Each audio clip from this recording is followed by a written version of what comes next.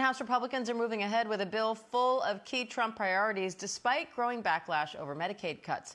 Capitol Police say 25 protesters were arrested after disrupting a markup session, shouting no cuts to Medicaid. Jay, what kind of cuts are in the bill and how likely is it to pass?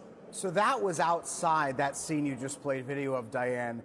The markup, which is the hearing to write this legislation that's going to have changes to Medicaid in it. And that was already expected to be a tense hearing before those protesters arrived. They flooded the hallways. I was there as people in wheelchairs were arrested because Capitol Police say they were disrupting that hearing, at times blocking the door. But this was, and still is, by the way, because it's ongoing right now as we speak, a marathon hearing that is expected to go potentially more than 24 hours. It started yesterday afternoon as lawmakers write this legislation that's all going to be part of President Trump's big, beautiful bill and has changes to Medicaid in it. Those changes include work requirements for various individuals from 19 to 64 years old, higher copays and things of that nature. The goal is to try to make these cuts and get at a larger goal of $2 trillion in cuts across the federal government. So these changes to Medicaid would be in service of that.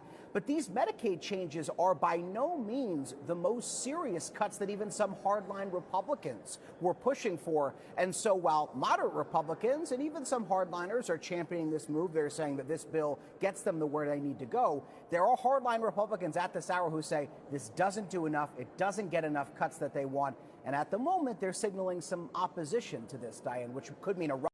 This is scary. This is scary. Don't get me wrong. I ain't talking about the people who are taking advantage and stuff like that. Remove them out. We're never talking about them. I'm talking about the people who really need it. Like, this is scary for them.